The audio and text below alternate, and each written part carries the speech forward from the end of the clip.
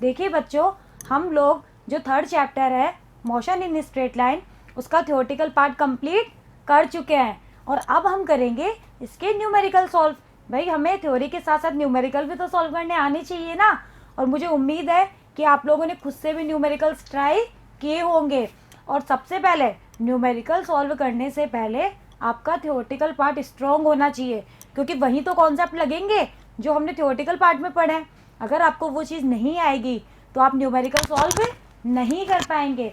तो जिन बच्चों ने इसके थ्योरेटिकल पार्ट की वीडियोस नहीं देखे हैं, आप पहले वो वीडियो देखिए, देन न्यूमेरिकल सॉल्व करिए। तो यहाँ हम ओनली कुछ न्यूमेरिकल सॉल्व करेंगे, ठीक है। और बाकी के जो न्यूमेरिकल्स हैं उसकी विद सॉल्यूशन आपको PDF प्रोवाइड हो जाएगी। ओके बच्चों, चलिए शुरू करते हैं। हमारा फर्स्ट न्यूमेरिकल है कि एक महिला अपने घर से प्रातः 9 बजे 2.5 किलोमीटर दूर अपने कार्यालय के लिए सीधी सड़क पर 5 किलोमीटर पर होवर की चाल से चलती है। यानी कि कोई महिला है जो 9 बजे अपने घर से निकल रही है और कहाँ के लिए, ऑफिस के लिए। कि मान लीजिए ये इसका घर है और ये इसका ऑफिस है, ठीक है। और इससे इसके बीच की दूरी कितनी दे रखी है आपको, 2.5 किलोमीटर। और जब महिला 9 बजे यहाँ से निकल रही है तो वह कितनी चाल से चल रही है, 5 किलोमीटर पर होवर। यानी कि इसकी चाल कितनी है, 5 किलोमीटर पर होवर। ओके, यहाँ तक समझ में आया। अब वो क्या बोल रहा है कि वहाँ वह सायकाल 5 बजे तक रहती है। भाई ऑफिस टाइम होता है तो तब तक तो रहना ही पड़ता है, तो उसका ऑफिस टाइम क्या है, 5 बजे तक। फिर 5 बजे बाद क्या होगा, वो घर जाएगी ना। तो वो ये कह रहा है कि इसके बाद 25 किलोमीटर पर होवर की कोई ऑटो रिक्शा है। मान लीजिए ये कोई ऑटो रिक्शा है जिसकी चाल कितनी है, 25 किलोमीटर पर होवर की चाल दे रखी है। ओके, उसके द्वारा अपने घर को वापस आ जाती है। ऑफिस से वापस कहाँ आ गई, इसके द्वारा घर पे। भाई दूरी तो यही रहेगी, ऑफिस से घर के बीच की दूरी सेम ही रहेगी, चेंज थोड़ी होगी, ठीक है। तो दूरी तो वही 2.5 किलोमीटर है। आपको ये कुछ डायग्राम देख के कुछ समझ में आ रहा है कि आखिर चेंज क्या हो रहा है। चेंज हो रहा है इस महिला की चाल। जब गई थी तब तो 5 किलोमीटर पर होवर थी और जब आई तब कितनी है, 25 किलोमीटर पर होवर है या नहीं है ना। और समय भी बदल गया, 9 बजे घर से निकली थी सुबह के, 5 बजे तक यहाँ रुकी और 5 बजे बाद घर वापस आ गई। तो वो ये आपसे कह रहा है कि उचित पैमाना चुनते हुए इसका जो ये महिला गति कर रही है इसका एक्स-रे ग्राफ बनाइए। चलिए, एक्स-रे ग्राफ हमें बनाना है तो हमें क्या लेना होता है, याद है आपको कुछ, यहाँ हम T एक्सिस लेते थे, यहाँ पे X एक्सिस लेते थे। ओके, तो हमें पहले T पता होना चाहिए कि 9 बजे महिला घर से निकली तो सही, लेकिन कितनी बजे, यानी कि जो टाइम है वो हमें पता होना चाहिए कि कितनी बजे वो ऑफिस पहुंची। फिर ऑफिस से 5 बजे निकली तो कितनी बजे वो घर पहुंची। ओके, तो चलिए पहले हम T कैलकुलेट करेंगे। कैसे करेंगे, महिला 9 बजे घर से चल रही है, ओके, अर्थात 9 बजे उसके द्वारा तय की गई दूरी क्या है, बताओ, 0 है या नहीं। भाई 9 बजे वो अपने घर पर है, ऑफिस थोड़ी जा रही है, तो 9 बजे उसके द्वारा तय की गई दूरी क्या होगी, 0 होगी। और फिर इसका मतलब क्या है कि घर से महिला ऑफिस की दूरी, कि महिला का जो घर है उससे ऑफिस के बीच की दूरी आपको कितनी दे रखी है, 2.5 किलोमीटर।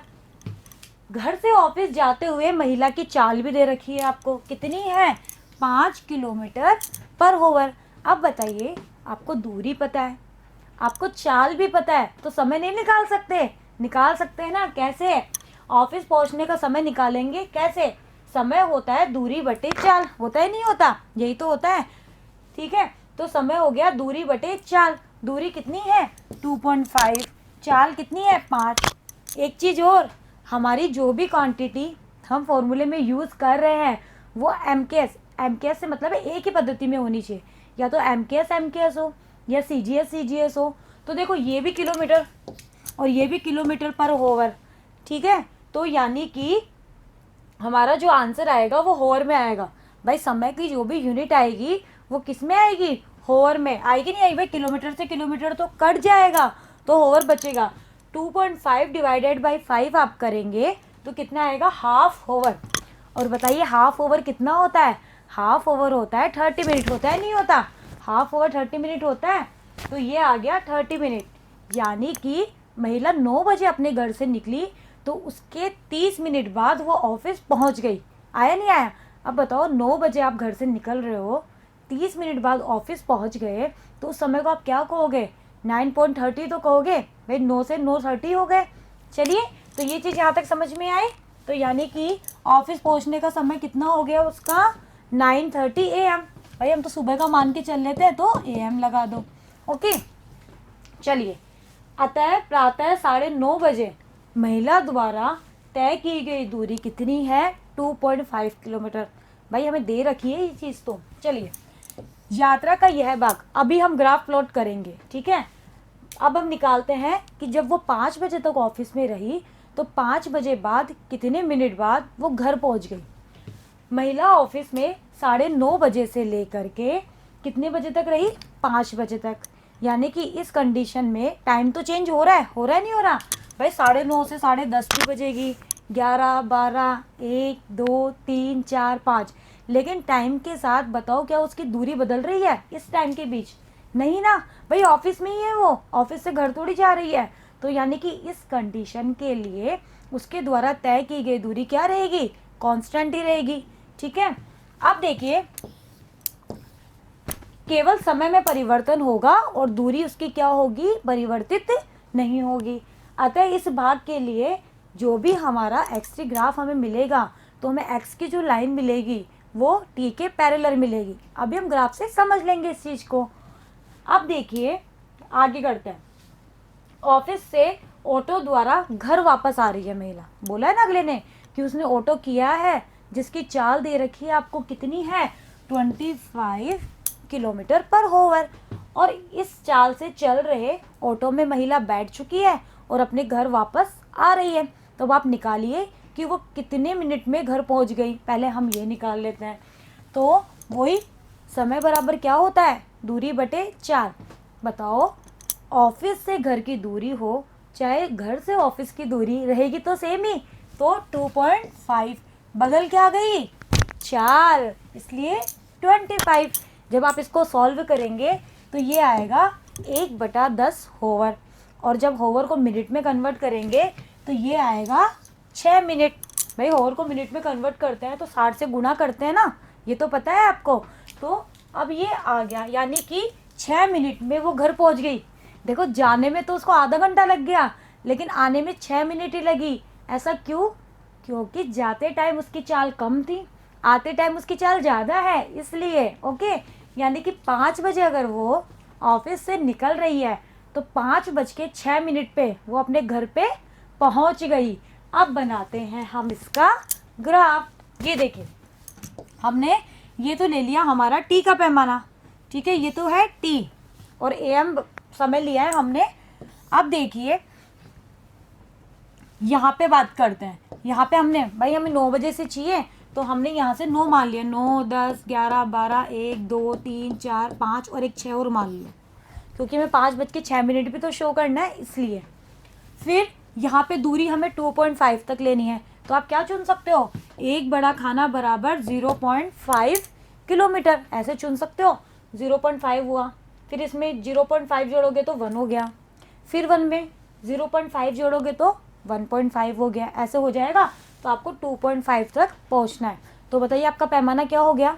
ये तो है आपका एक्स एक्सिस, जिसको आपने टी कहा है, और वाई एक्सिस पे आपका क्या है, एक्स, यानी कि दूरी। ये एक्स दूरी वाला एक्स है। ओके, तो टी का पैमाना तो क्या ले लिया आपने, एक बड़ा खाना बराबर 1 घंटा।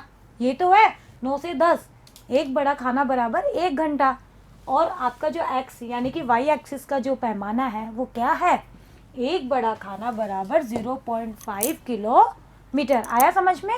चलिए, अब देखिए, शुरुआत में पहले AM ही तो होगा, बाद में PM हो जाएगा, भाई इवनिंग हो रही है तो। अब देखो, 9 बजे बताओ महिला कहाँ थी, महिला अपने घर पर थी या नहीं, यहाँ पे थी। तो ये ग्राफ आपका 0 से स्टार्ट होगा। भाई 9 बजे उसके द्वारा कोई दूरी तय नहीं की गई थी, तो यहाँ पे रहेगी। फिर क्या हुआ, 9:30, 9 और 10 के बीच में कहीं बीच में होगा 9:30 जिसे आप कहते हो, तो ये बीच में कहीं होगा। यहाँ पे महिला कितनी दूरी पर है, 2.5, यानी कि अपने ऑफिस पहुँच चुकी है। 9:30 से लेकर के 5 बजे तक महिला ऑफिस में ही है, यानी कि वो कोई दूरी तय नहीं कर रही, यानी कि दूरी में परिवर्तन नहीं हो रहा है। तो बताओ एक कांस्टेंट लाइन मिलेगी नहीं मिलेगी, आया समझ में। फिर 5:06 पे वो घर आ जाती है, तो ये रहा 5:06 और वो घर आ गई, तो ये ग्राफ ऐसा बन गया। आया समझ में, ये 5:06 है, सही कर लीजिएगा। ओके, तो समझ में आया ग्राफ कैसे बनाना है, हमें पहले कैसे कैलकुलेशन करनी है और फिर हमें ग्राफ प्लॉट करना है। ओके, चलिए अब आते हैं हमारे नेक्स्ट क्वेश्चन पे। अब देखिए, कोई शराबी किसी तंग गली में 5 कदम आगे बढ़ता है, ओके, और 3 कदम पीछे, यानी कि पहले वो 5 कदम आगे जाता है, फिर 3 कदम वापस पीछे, उसके बाद फिर वापस 5 कदम आगे चला, फिर 3 कदम पीछे चल रहा है, ठीक है। उसका हर एक कदम, वो बोल रहा है कि हर एक कदम 1 मीटर लंबा है, यानी कि एक कदम की दूरी आपको कितनी दे रखी है, 1 मीटर, और 1 सेकंड समय लगता है, और एक कदम को तय करने में उसको 1 सेकंड का समय लग रहा है। तो अगर 5 कदम तय करेगा तो कितना लगेगा, 5 सेकंड। ये चीज़ समझ में आ रही है ना। चलिए अब देखिए उसकी गति का XT ग्राफ खींचिए कि भाई वो कैसे गति कर रहा है। शराबी है, ठीक है, उसने ड्रिंक कर रखी है, इट मीन्स वो लड़खड़ा के चलेगा ना, तभी तो आगे पीछे हो रहा है वो, तो आपको उसका ग्राफ प्लॉट करना है। ओके, अब वो क्या बोल रहा है, किसी अन्य विधि से यह ज्ञात कीजिए कि वह जहाँ से चलना प्रारंभ कर रहा है, मान लीजिए वो कहीं से भी चलना प्रारंभ कर रहा है, तो वहाँ से 13 मीटर दूर, यानी कि 13 मीटर दूर कोई खड्डा है, जैसे मान लो वो यहाँ से चलना प्रारंभ कर रहा है, तो यहाँ से 13 मीटर दूर एक खड्डा है जिसमें वो गिर जाएगा। भाई शराबी लड़खड़ा के चल रहा है तो गिरेगा, ठीक है, तो ये वो गिरेगा, तो वो ये बोल रहा है कि वो कितने समय पश्चात गिरेगा, आप वो टाइम भी निकालिए कि 13 किलोमीटर दूर खड्डे में वो गिरेगा, तो उस समय उसका टाइम क्या होगा, आप वह भी निकालिए। चलिए अच्छा क्वेश्चन है, करते हैं। ओके, अब देखिए शराबी का हमें XT ग्राफ प्लॉट करना है। प्रत्येक कदम, ये प्रत्येक है, प्रत्येक कदम की लंबाई आपको दे रखी है, कितनी है, 1 मीटर, ठीक है। ऑब्वियसली हम जो भी लेते हैं दूरी वो Y एक्सिस पे लेते हैं, इसलिए Y अक्ष के अनुदिश। प्रत्येक कदम में लगा समय भी आपको दे रखा है 1 सेकेंड, जो हम कहाँ लेते हैं, X अक्ष पे। भाई जब हम XT ग्राफ प्लॉट करते हैं तो X एक्सिस पे तो हम T को लेते हैं ना, और Y एक्सिस पे किसको लेते हैं, Y एक्सिस पे हम लेते हैं किसको, X को लेते हैं। चलिए अब देखिए, शराबी द्वारा 8 कदम चलने में लिया गया समय, यानी कि अगर वो 5 कदम चल रहा है, मान लीजिए वो 5 कदम चल रहा है तो उसको 5 सेकंड लगेंगे, 10 कदम चल रहा है तो 10 सेकंड लगेंगे, ऐसा ही तो होगा, अगला बोल रहा है। अब आपको X और Y की वैल्यूज़ निकालनी है। सबसे पहले वो 5 मीटर चला, यानी कि 5 कदम चला, बोल रहा है ना अगला, पहले 5 कदम आगे चलता है, फिर 3 कदम पीछे आता है, तो 5 मीटर, 5 कदम यानी कि 5 मीटर चला, तो 5 सेकंड लगे। फिर 3 कदम पीछे आया, तो 5 में से 3 को घटा दीजिए। भाई ये 5 वो आगे चला गया, 3 पीछे आएगा तो घटाओगे ही, तो कितनी दूरी तय कर रहा है, 2 मीटर। लेकिन समय थोड़ी घटेगा, समय तो वापस आपने 3 कदम उसको पीछे की तरफ चलवाया है, तो इसमें 3 को जोड़ दीजिए, कैसे, 3 + 5, समय को मत घटा दीजिएगा, यहाँ पे ये गलती नहीं करनी है, सिर्फ उसकी दूरी में फर्क आ रहा है, समय तो बढ़ता ही रहेगा। चलिए तो समझ में आया, कितने हो गए, 8 सेकंड। फिर अब 2 कदम यहाँ पे था, अब वो वापस 5 कदम चल रहा है, तो 2 में 5 जोड़ा तो 7, तो समय कितना लगा, 8 में 5 को जोड़ दीजिए, 13। फिर 3 कदम वापस पीछे आना है उसको, ये आ गया, तो 7 में से 3 को घटा दीजिए, कितना आ गया, 4। समय कितना हुआ, इस 13 में 3 को जोड़ दीजिए, जितने कदम चल रहे हैं ना उतना आप समय में जोड़ दीजिए, और दूरी में से उतना ही घटा दीजिए, 16। तो कुल मिला के ऐसे ऐसे चलता रहेगा। तो हम इसका ग्राफ प्लॉट करते हैं, तो बताओ ऐसा ही ग्राफ बनेगा नहीं। भाई ये आपका T एक्सिस है, ये आपका X एक्सिस है या नहीं, पहले यहाँ था शुरुआत में, 5 कदम चला, ये रहा 5 कदम। पैमाना क्या लोगे, एक बड़ा खाना बराबर 2 मीटर। आप 1 2 3 4 भी ले लो, कोई फ़र्क नहीं पड़ेगा, आपके पास कॉपी में स्पेस होना चाहिए बस। तो 2, फिर 4, 6, 8, 10, 12, 14, क्योंकि आपको 13 मीटर तक निकालना है। बोला है ना अगला कि 13 मीटर की जब वो दूरी तय कर रहा है तो समय क्या होगा ये बताइए। तो आपके इस ग्राफ में 13 भी आना चाहिए। तो 13 देखो यहाँ आ रहा है, नहीं आ रहा, ये रहा 13। आप चाहें तो 1 2 3 4 से भी कर सकते हैं। ओके, यहाँ पे मैंने ले लिया कौन कौन सा, 5, 10, 15, 20, 25, 30, 35, इस तरह से ले लिया। एक बड़ा खाना बराबर 5 सेकंड, एक बड़ा खाना बराबर 2 मीटर। ओके, ये हमारा पैमाना हो गया। आप लोग लिखना चाहे तो लिख लीजिए, और लिखना चाहिए जब भी हम ग्राफ प्लॉट करते हैं बच्चों, हमेशा आप लोग स्केल लिखिए उसका।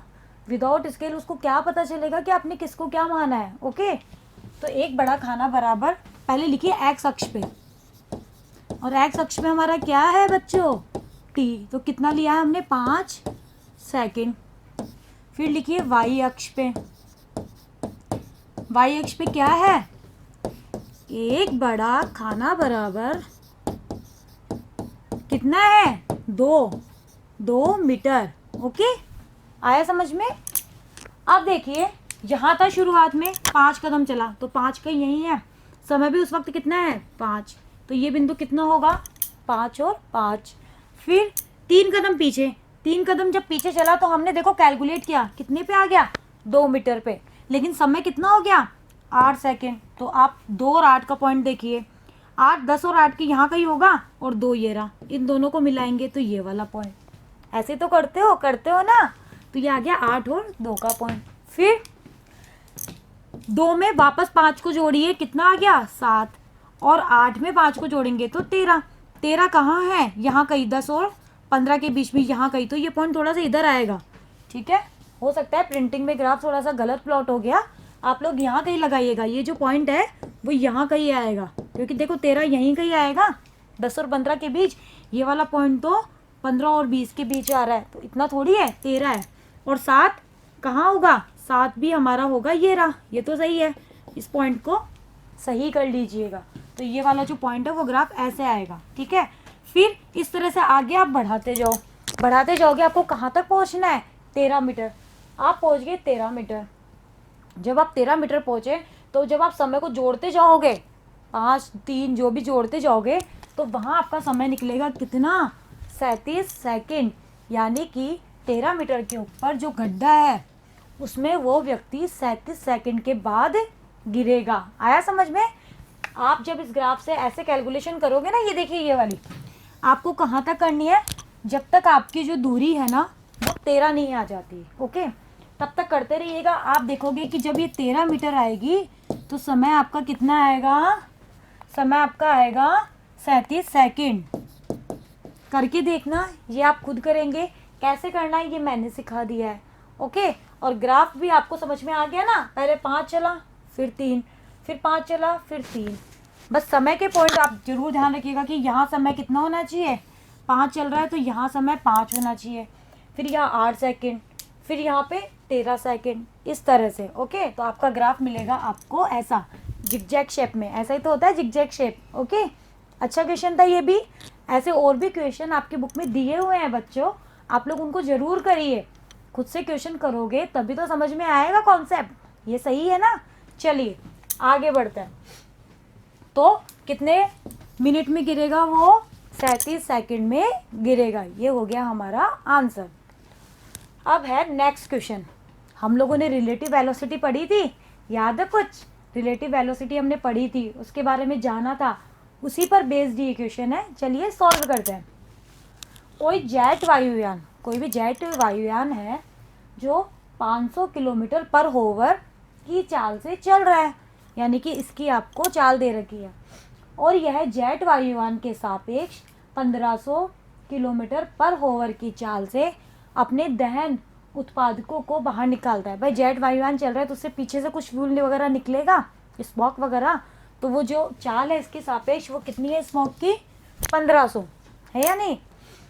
जमीन पर कोई प्रेक्षक, जैसे अपन लोग ही खड़े ऊपर कोई एरोप्लेन उड़ रहा है, ऐसे समझ लीजिए, ठीक है, जमीन पर खड़े किसी प्रेक्षक के सापेक्ष जो ये स्मोक निकाल रहा है ना, उसकी चाल पूछ रहा है वो, ना कि जेट वायुयान की। वो पूछ रहा है किसकी, कि जो स्मोक बाहर निकल रहा है, जमीन पर आप खड़े हुए हो, आपके सापेक्ष उस स्मोक की चाल कितनी होगी वो निकालिए। तो जहाँ भी हमें एक के सापेक्ष दूसरे की वेलोसिटी निकालनी हो तो हम रिलेटिव वेलोसिटी यूज़ करते हैं ना। चलिए करते हैं क्वेश्चन।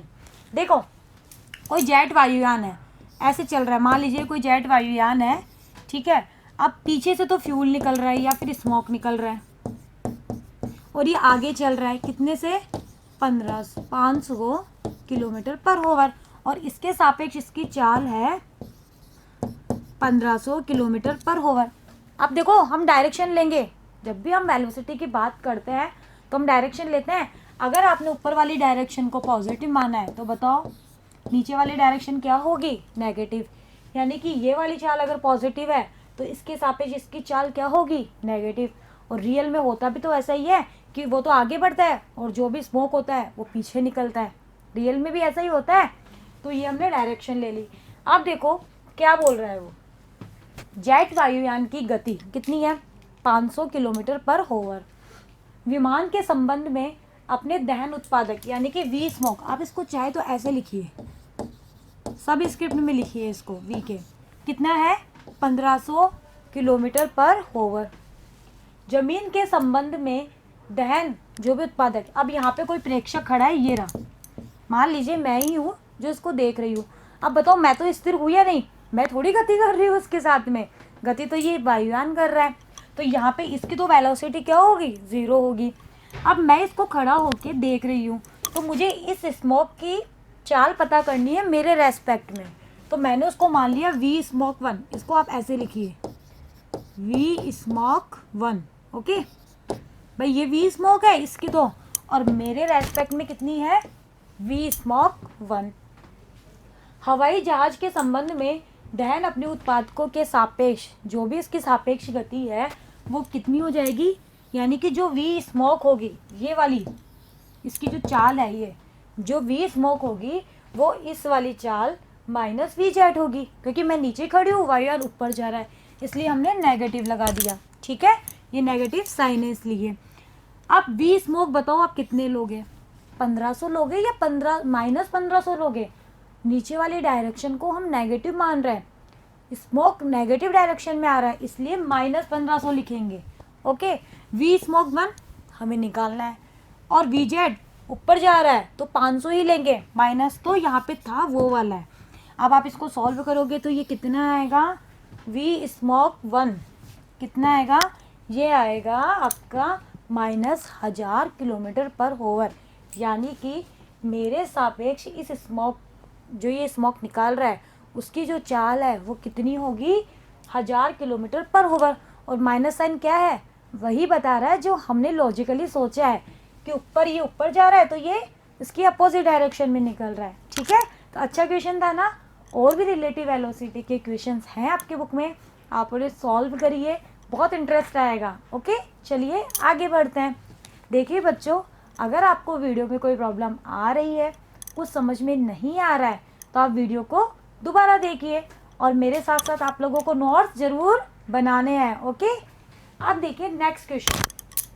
नेक्स्ट क्वेश्चन ये कह रहा है कि आपको 4 डायग्राम दिए हुए हैं, 2 तो ये रहे, 2 आगे की स्लाइड में। इन ग्राफ को देखते हुए आपको ये बताना है कि इनमें से कौन सा ग्राफ एक विमीय गति का है और कौन सा नहीं है। यानी कि आपको 1D मोशन ग्राफ देखना है।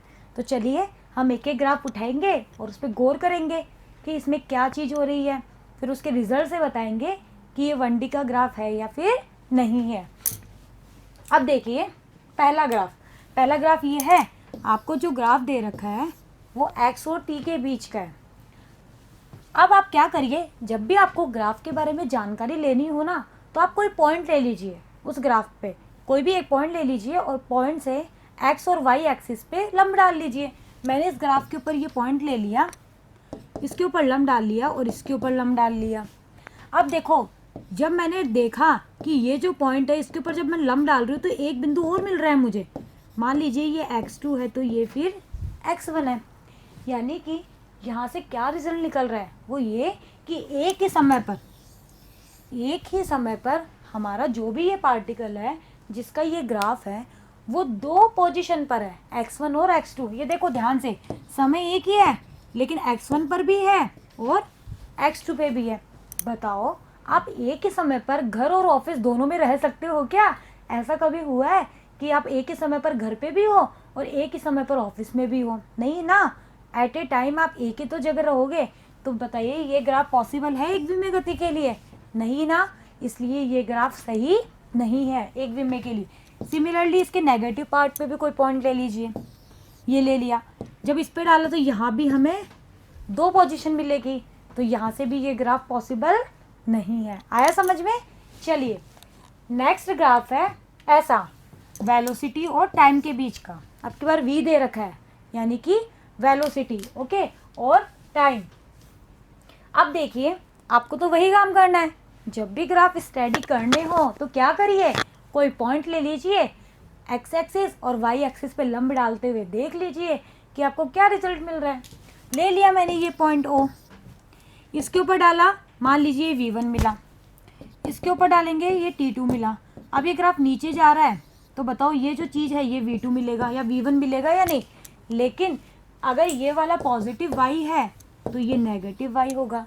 तो बताओ अब की बार वेलोसिटी क्या मिलेगी आपको? नेगेटिव। यानी कि इस समय पर हमें क्या हो रहा है, एक ही समय पर, ये 1-1 कर लीजिए, एक ही समय पर आपको दो वेलोसिटी मिल रही है, एक पॉजिटिव और एक नेगेटिव मिल रही है या नहीं? भाई ऊपर की तरफ जा रहे हो तो पॉजिटिव मिल रही है, नीचे की तरफ आ रहे हो तो नेगेटिव मिल रही है, और एक ही समय पर मिल रही है।